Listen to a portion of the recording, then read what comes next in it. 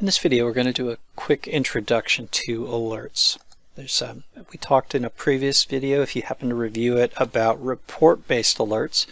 There's a whole structure to how to configure alerts within the system that is another generation of capability. So alert notifications, let's start there. Alert notifications are essentially what do you want to have happen if an alert occurs. So you can have many variations of these. So we'll just call this a sample alert outcome.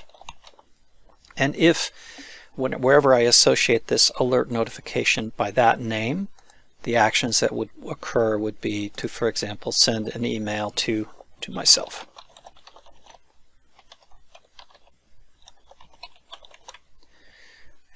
With these alert notifications, we could also configure for writing to a syslog, and if we do that, we would want to set up a syslog configuration, or we could invoke a script. And remember that up to 4 of these activities can occur simultaneously. So for this purpose, we'll keep it easy to start with. The outcome would be an email would be set. And at that point, I'll go ahead and save that by name.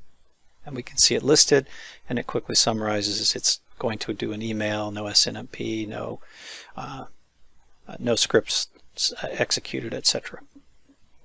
The next thing that we would want to do probably would be to go through and add a pull from a choice or a list of alert policies that are predefined.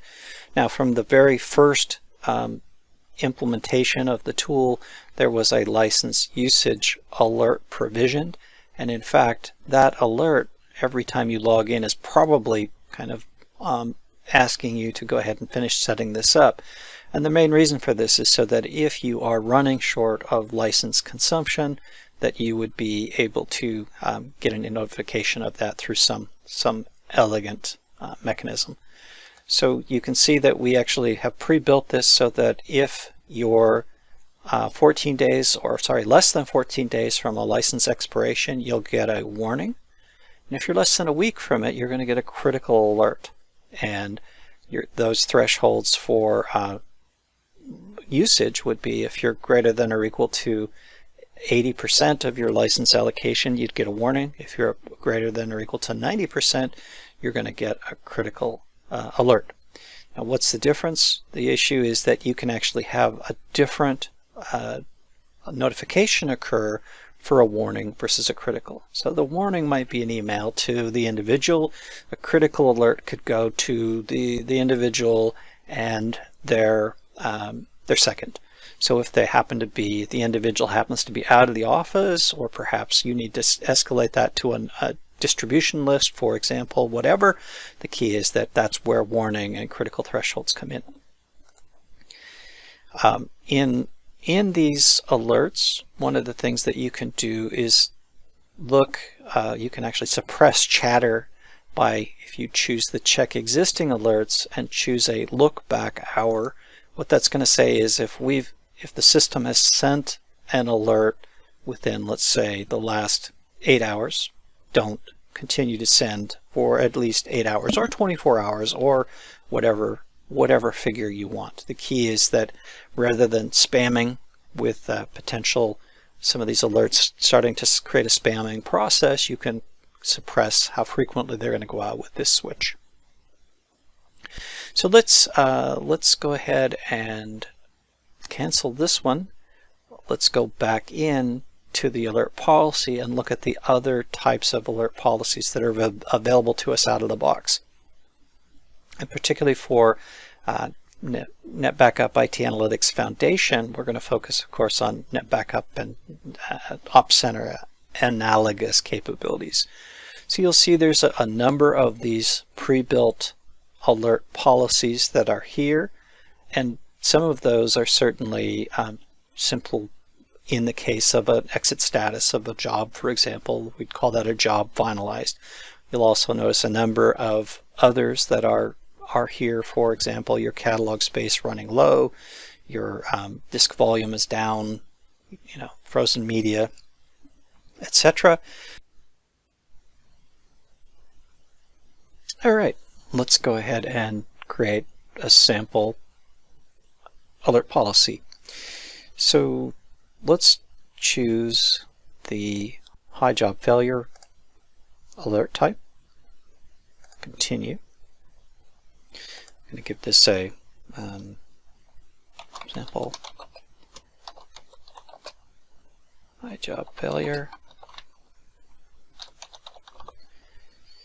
Every time we see this, we're going to go ahead. We will use our one email action for both warning and critical. Recall again, we could have a different set of actions occurring, whether it were a warning or a critical outcome.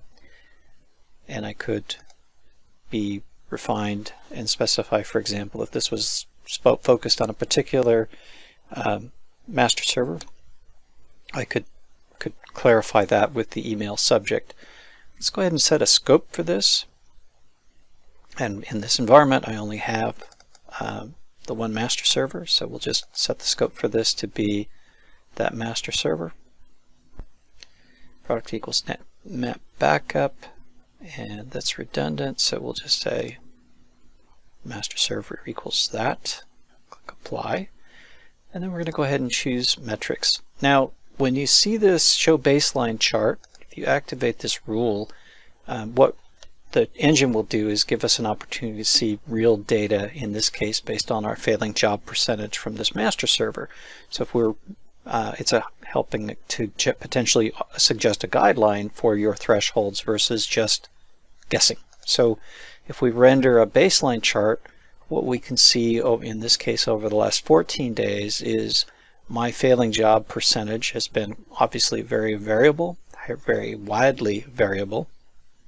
And so based on a very short sample size of 14 days, I could stretch this out to longer windows of time if I had the data, or I could shorten it up. And what you're seeing is that there's a suggestion based on this kind of abbreviated window of information that we could statistically suggest a 31% warning level and a 32% critical. Again, the data here is not particularly variable, and so the numbers are a little bit skewed, not very meaningful. But if I said, let's assume I had more interesting data, more density to it, and I liked that suggestion, I could simply have clicked on the use baseline, and you can see that it populated that for us. More likely what I would probably do is, under a normal healthy environment, I might set my warning threshold for failing job percentage at, let's say, if I've got more than 2%, I want a warning, and if I'm failing job percentages greater than 3%, then I would go ahead and use that setting. So and this would be assuming that I'm achieving on norm. I'm would be achieving typically better than 98% success. Obviously, if you're higher or lower, you would adjust these thresholds. The key is you control them, and at this stage, we get to specify the high job failure rate. We've specified which server. We're looking at the failing jobs, and we get to, in this case, we also get to choose a schedule. So by default, this would run every day at 3 in the morning, and would look for that job failure rate at that point in time.